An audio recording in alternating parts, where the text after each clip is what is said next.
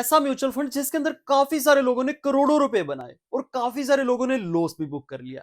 जी हाँ, मैं बात कर रहा हूं निप्पॉन इंडिया के स्मॉल कैप फंड के बारे में। तो आज की वीडियो के अंदर हम ये नहीं देखेंगे कि ये फंड इतना फेमस क्यों है।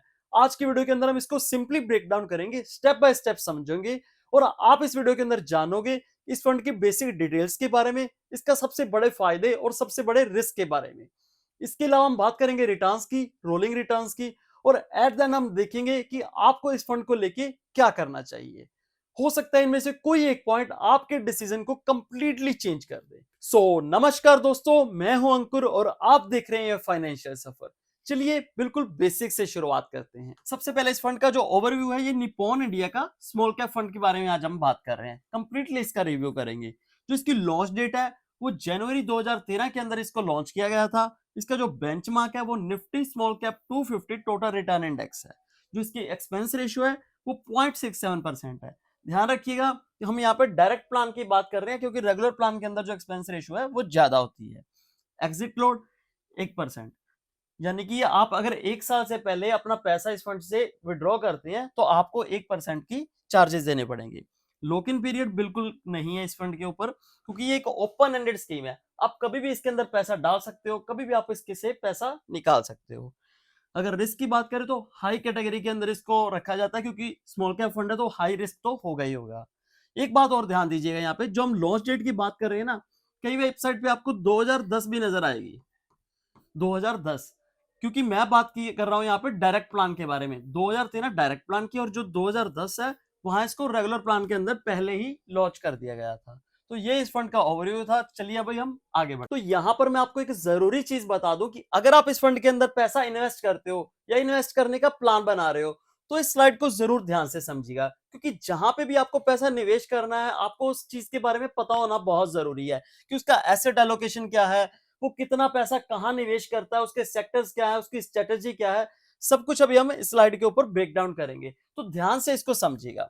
सबसे पहले जो इसका टोटल एयूएम है, एयूएम यानी कि एसेट अंडर मैनेजमेंट, जितना पैसा ये सारा फंड मैनेज कर रहा है वो है लगभग 62,000 करोड़ के आसपास का, यानी कि 62,000 इसका एयूएम है, 62,000 करोड़। जिसमें से इक्विटी की बात करें तो वो 96%, बाकी 4% क्योंकि कुछ कैश भी रखना पड़ता है इनको, और बाकी डेट के अंदर आपको मिल जाएगा।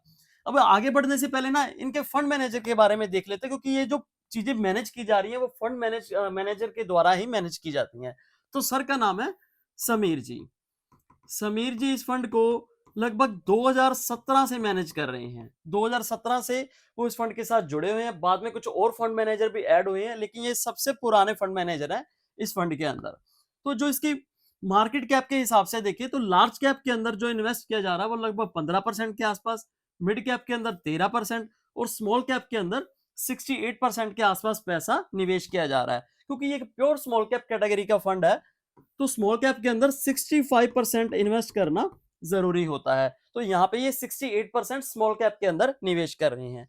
तो अगर टॉप सेक्टर की बात करें तो जो कैपिटल गुड्स के अंदर 17%, financial 12%, consumer staples 11.5%, health care लगभग 10% के आसपास पैसा निवेश किया जा रहा है।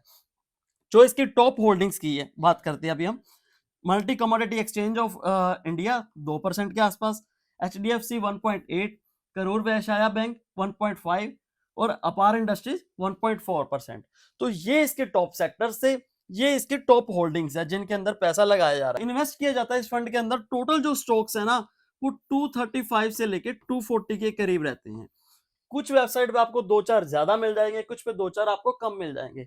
लेकिन एक चीज ध्यान देने वाली बात आपने नोटिस की होगी, ना तो ये किसी एक सेक्टर पे प्योर बेट करता है और ना ही किसी एक स्टॉक पे ज्यादा पैसा लगाता है। ज्यादा से ज्यादा पैसा एक स्टॉक के अंदर सिर्फ 2% के आसपास है, जिससे हमें डाइवर्सिफिकेशन के बारे में पता चलता है कि ये फंड प्योर डाइवर्सिफिकेशन को फॉलो करता है।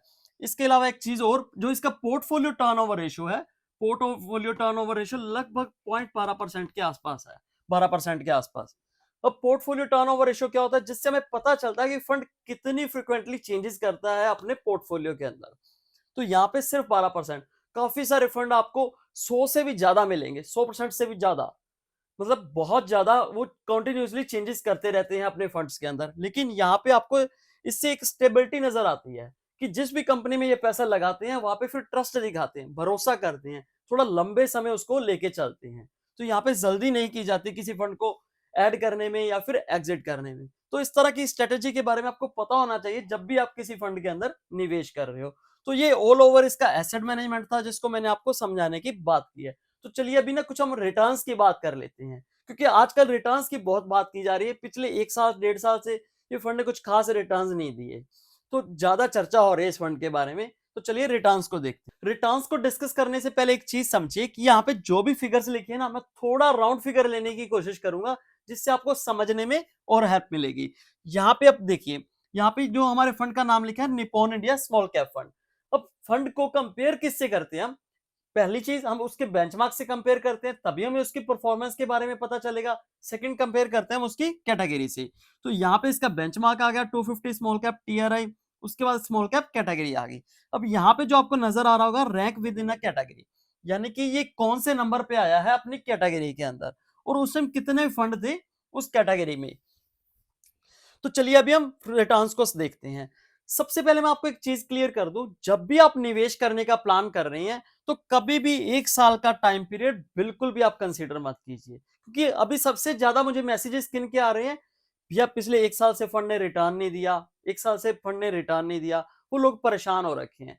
सबसे पहले जब भी आप निवेश कर रहे हैं तो कम से कम, अगर आप स्मॉल कैप कैटेगरी के अंदर है तो 10 साल का टाइम पीरियड लेके चलिए। ठीक है, अगर आपके पास कम समय है, 7 साल से कम, तो आप निवेश कीजिए मत स्मॉल कैप कैटेगरी के अंदर। तो 1 साल की बात करते हैं। सबसे पहले 1 साल के अंदर इस फंड ने 4% के रिटर्न दिए। जो इसका बेंचमार्क था वो 0.7%, और वहीं स्मॉल कैप कैटेगरी ने 3.25% के आसपास के रिटर्न दिए हैं।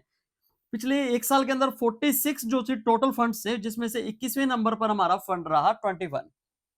3 साल की बात करते हैं तो 19% के रिटर्न हमें देखने को मिले। वहीं जो इसका बेंचमार्क था, बेंचमार्क ने 17% के रिटर्न दिए, और जो फंड की कैटेगरी थी वो 18-18% के आसपास आपको देखने को मिला। 9वें नंबर पे रहा ये 31 फंड थे जो टोटल स्कीम्स थी। अब 5 साल की बात करते हैं। 5 साल के अंदर इस फंड की 21% के रिटर्न दिए, 21.5%, और जो इसका बेंचमार्क है वो 16% रिटर्न दे रहा है, और जो कैटेगरी है वहां पे 18.25% आपको रिटर्न देखने को मिलेगा। अब यहाँ पे देखिए, 5 साल के अंदर इस फंड ने काफी अच्छे से पछाड़ा है अपनी कैटेगरी को भी और अपना बेंचमार्क को भी। यहाँ पे हमें पता चल रहा है कि जो हम एक्सपेंस रेशियो फंड मैनेजर को पे करते हैं एक्स्ट्रा अल्फा जनरेट करने के लिए, उसने बेंचमार्क से काफी अच्छा बाखूबी काम करके दिखाया है हमें। 5% बहुत अच्छे रिटर्न होते हैं। उस टाइम फंड की अगर बात करें तो 25 टोटल फंड थे, जिसमें से तीसरे नंबर पे रहा पिछले 5 साल की। अगर हम बात करें 7 साल को अभी छोड़ दीजिए, वीडियो थोड़ा लंबा हो जाएगा, 10 साल की बात करते हैं। तो 10 साल के अंदर इस फंड ने 21% का जो अपना मेंटेन करके रखा है इस रिटर्न्स को, और वहीं जो इसके बेंचमार्क है वो 15% के आसपास, और इसकी जो कैटेगरी है वह 17% के आसपास। अगर 10 साल पहले की बात करें तो टोटल 12 फंड्स हुआ करते थे, 12 स्कीम्स थी स्मॉल कैप फंड के अंदर, तो जिसपे पहले नंबर पे रहा निप्पॉन इंडिया का स्मॉल कैप फंड। लेकिन ये थे CAGR रिटर्न, ठीक है, पॉइंट टू पॉइंट रिटर्न। मान लीजिए 5 साल की बात कर रहे हैं। अब 5 साल पहले अगर मैंने आज की डेट जैसे वीडियो शूट कर रहा हूं, तो आज की डेट से 5 साल पहले ही अगर मैंने एग्जैक्ट 5 साल पहले उस डेट को निवेश किया होता तो फिर मुझे ये रिटर्न मिलते। अगर 2-4 दिन ऊपर नीचे, 2-4 हफ्ते ऊपर नीचे अगर मैंने इन्वेस्ट किया होता तो रिटर्न्स कुछ और होते। तो इसीलिए हमें क्लियर पिक्चर देखने के लिए ना रोलिंग रिटर्न्स यूज करने चाहिए। अगर आपने पहली बार रोलिंग रिटर्न्स का नाम सुना है तो मैं आपको बता दूं कि रोलिंग रिटर्न्स होते क्या है। देखिए यहाँ पे जैसे कि ना मैं 2015 से 2020 की बात कर रहा हूं, मैंने 5 साल के रोलिंग रिटर्न्स देख रहा हूं इस फंड के अंदर, 2015 से 2020। तो इसका मतलब क्या होता है? अब होता क्या है, 1 जनवरी 2015 से लेके 1 जनवरी 2020, ठीक है, 1 जनवरी 2020, तो फिर क्या होगा, 2 जनवरी 2015 से लेके 2 जनवरी 2020, इस तरह से फंड के रिटर्न्स निकाले जाएंगे, उनकी एक एवरेज निकाली जाएगी, तो वो हमें मिलते हैं रोलिंग रिटर्न्स, जिससे हमें एक अच्छी अंडरस्टैंडिंग डेवलप होती है कि हमने रैंडमली फिक्स डेट पे नहीं, रैंडमली पिछले 5 साल के अंदर किसी तरह से पैसा लगाया होता तो किस तरह के हमें रिटर्न्स मिलते। तो यहां से हमें एक अच्छी अंडरस्टैंडिंग मिल जाती है। तो अभी हम रोलिंग रिटर्न्स को कंपेयर कर रहे हैं उसके बेंचमार्क के साथ। यहाँ इसको सारा भूल जाइए, क्योंकि मैं नहीं चाहता कि आप कंफ्यूज हो। सिंपली हम इसको एवरेज को देखते हैं। अब हमने इसके बेंचमार्क से कंपेयर करना था। ये है हमारा fund Nippon India small cap fund, जिसने जो एवरेज रोलिंग रिटर्न्स दिए हैं वो 24.5% के आसपास दिए हैं। जो इसका बेंचमार्क है उसने 16.5% के आसपास रोलिंग रिटर्न्स दिए। रोलिंग रिटर्न्स के मामले में भी अच्छा खासा पछाड़ा है इसने अपने बेंचमार्क को। अभी हम बात करते हैं इस फंड के सबसे बड़े रिस्क के और सबसे बड़े फायदे के बारे में। देखिए ये दोनों छुपे हुए हैं, एक हिडन रिस्क बढ़ रहा है और एक हिडन एडवांटेज भी मिल रहा है जिसको आपको जरूर समझना चाहिए। अब हिडन रिस्क क्या है? AUM, asset under management.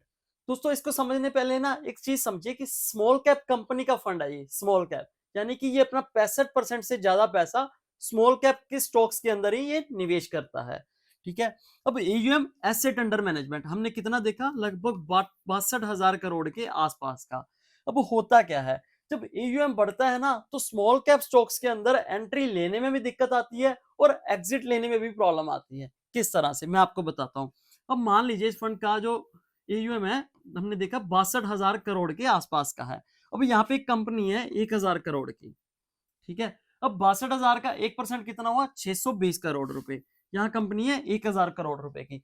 अब अगर इसके अंदर इसने निवेश करना था, 1% निवेश करता है यानी कि 620 करोड़ रुपए, तो 62% इसकी ओनरशिप हो गई इस कंपनी के अंदर। तो भाई ये फंड है, म्यूचुअल फंड है, इसको बिजनेस नहीं करना, पूरी कंपनी नहीं खरीदनी, इसको वहां पे कुछ परसेंटेज इन्वेस्ट करनी है जिसके साथ ये रिटर्न्स बनाए और अपने जो इन्वेस्टर्स हैं उनको फायदा दे, उनको अल्फा जनरेट करके दे। अब अगर आधा परसेंट भी इसका निवेश करे तो कितना हो गया? 310 करोड़ रुपए। अब 310 करोड़ रुपए भी निवेश करता है तो लगभग 33%, एक कंपनी के अंदर 33% हिस्सेदारी हो गई इस फंड की। तो क्या होता है, कंपनी छोटी होती है स्मॉल कैप के अंदर, वहां पे लिक्विडेशन कम होता है, एंट्री करने में भी प्रॉब्लम और एग्जिट करने में भी प्रॉब्लम को फेस करना पड़ता है। हो सकता है इस वजह से इन फ्यूचर इसके जो रिटर्न्स है वो पहले जैसे एक्सप्लोसिव रिटर्न्स ना रहे। तो ये सबसे बड़ा रिस्क था। अब सबसे बड़ा फायदा क्या है? सबसे बड़े फायदे की बात कर लेते हैं, ड्रॉ डाउन। अब ड्रॉ डाउन क्या होता है? यानी कि जब भी मार्केट में कोई क्रैश आता है, जब भी मार्केट गिरता है, ये बेंचमार्क के मुकाबले में कितना गिरा। मान लीजिए अगर कोई क्रैश आया तो इसका जो बेंचमार्क था, हमने निफ्टी स्मॉल कैप 250 की बात कर रहा हूं, तो वो गिरा 20%। अगर ये उसके कंपैरेटिवली 15% गिरता है या 13% गिरता है तो हमें फायदा है। अगर उससे ज्यादा गिरता है, इंडेक्स गिरा 20%, ठीक है, बेंचमार्क गिरा 20%, ये 22 गिरता है, 25 गिरता है, तो फिर हमें हमारे फंड के अंदर कोई ना कोई हमें प्रॉब्लम है। यहाँ पे ना मैं आपको ड्रॉ डाउन की एक ऐसी एग्जांपल देता हूँ जिससे आपको काफी सारी चीजों को ना समझने में हेल्प होगी। तो 2018 की हम बात करते हैं, 2018। अब 2018 के अंदर क्या था, स्मॉल कैप जो स्टॉक्स थे काफी ज्यादा प्रेशर में थे। अब अगर स्मॉल कैप स्टॉक ही प्रेशर के अंदर है तो स्मॉल कैप फंड जो थे उनका तो प्रेशर में आना लाजमी था। अब हुआ क्या, कॉन्टिन्यूसली क्या था, एक बियर ट्रेंड चल रहा था, डाउन ट्रेंड चल रहा था। फिर आया 2020, आपको पता ही है 2020 के अंदर क्या हुआ, कोविड आया था जिसको हम कोरोना बुलाते हैं। 2020 के अंदर मार्केट और ज्यादा क्रैश हुई। अब मार्केट क्रैश हुई तो उसका सीधा सीधा असर किस पे पड़ा? स्मॉल कैप फंड के ऊपर, स्मॉल कैप फंड के ऊपर। तो यहाँ पे क्या हुआ, और ज्यादा क्रैश हमें देखने को मिला। अब जो इसका इंडेक्स है, जो इसका बेंचमार्क है, निफ्टी स्मॉल कैप 250, अगर आपने इसके बेंचमार्क के अंदर पैसा लगाया होता तो वो 65% डाउन हो गया था। मान लीजिए अगर आपने 100 रुपए लगाए होते तो वो आपके सिर्फ और सिर्फ 35 रुपए रह जाते। इतना ज्यादा बड़ा क्रैश। अब वही पैसा अगर आपने निपॉन इंडिया के स्मॉल कैप फंड के अंदर लगाया होता तो यहाँ पे जो ड्रॉ डाउन था वो कितना था? 45%। यानी कि अपने बेंचमार्क से 2018 से कंटिन्यूअसली गिर रहे थे। मैं एक टाइम पीरियड की बात नहीं कर रहा यहाँ पे, 2018 से गिरना शुरू हुआ और 2020 तक गिरता ही गया। जो स्मॉल कैप इंडेक्स था, बेंचमार्क था, वो 65% गिरा और जो अपना निपॉन इंडिया का स्मॉल कैप फंड था वो 45% गिरा। अब मान लीजिए अगर आपने इस फंड के अंदर 100 रुपए लगाए होते तो आपकी जो वैल्यू थी वो 55 रुपए रह जाती, 55 रुपए। यानी कि इसने अपने बेंचमार्क से काफी अच्छा यहाँ पे अपनी परफॉर्मेंस को दिखाया, बेंचमार्क से काफी ज्यादा कम गिरा, जिस वजह से जो लंबे समय के निवेशक थे, लंबे समय के इन्वेस्टर थे, उनका भरोसा इस फंड पे और ज्यादा बढ़ गया, और ज्यादा बढ़ गया, जिसकी वजह से एयूएम आपको बढ़ता हुआ नजर आएगा। क्योंकि जब भरोसा बढ़ेगा ना तो बहुत सारे लोग क्या होता है, एक दूसरे को बताते हैं कि ये फंड अच्छा है, तो और ज्यादा पैसा मार्केट के अंदर आता है और ऊपर से इसने अच्छे खासे रिटर्न्स बना के दिए, जिसकी वजह से एयूएम भी बढ़ता चला गया। तो ये इसका सबसे बड़ा रिस्क है, ये इसका सबसे बड़ा फायदा है, जो दोनों चीजें आपको क्लियर कट पता होनी चाहिए। तो एट द एंड बात करते हैं वीडियो के कंक्लूजन के बारे में कि इन्वेस्टर्स को इस फंड को लेके क्या करना चाहिए। देखिए सबसे पहले मैं बता दूं कि ये मेरा पर्सनल पॉइंट ऑफ व्यू है। आप जो भी इसको लेके डिसीजन लीजिएगा वो आप अपने फाइनेंशियल प्लानर के साथ, फाइनेंशियल एडवाइजर के साथ ही लीजिएगा। अब मैं आपको एक चीज बता दूं इस फंड को लेके, कि अगर आपको ऐसा स्मॉल कैप फंड की तलाश है जिसके अंदर जो थ्रिल है वो आपको स्मॉल कैप फंड वाला चाहिए, लेकिन साथ ही साथ स्टेबिलिटी चाहिए, तो ये ऑप्शन आपके लिए एक बढ़िया ऑप्शन हो सकती है, निप्पॉन इंडिया का स्मॉल कैप फंड। लेकिन अगर आप इसके अंदर पुराने इसके रिटर्न्स देखकर इन्वेस्ट करने का प्लान कर रहे हैं, तो हो सकता है इन फ्यूचर आपको कॉम्प्रोमाइज करना पड़े, क्योंकि इसका बढ़ता हुआ एयूएम की वजह से हो सकता है पहले वाले आपको रिटर्न्स देखने को ना मिले। तो इन सभी चीजों को कंसीडर करके फिर ही अपने इन्वेस्टमेंट को प्लान कीजिएगा। हालांकि मार्केट के अंदर कुछ भी श्योरिटी नहीं होती। तो आपको आज का वीडियो कैसे लगा मुझे कमेंट में जरूर बताइएगा। अगर आपका किसी भी तरह का कोई डाउट है तो वो मुझे कमेंट में जरूर पूछिएगा। दोस्तों, आज से कुछ दिन पहले हमने इसी तरह से एक डिटेल वीडियो बनाई थी एक पॉपुलर फ्लेक्सी कैप फंड के बारे में, जिसका नाम है पराग पारिक फ्लेक्सी कैप फंड। अगर आप उसके बारे में जानना चाहते हैं तो आपकी स्क्रीन के ऊपर आपको एक वीडियो नजर आ रही होगी, उसके ऊपर क्लिक कीजिए, मैं आपको वहीं मिलता हूं। जल्द मिलेंगे नेक्स्ट वीडियो के अंदर, तब तक के लिए कीप इन्वेस्टिंग, हैप्पी इन्वेस्टिंग।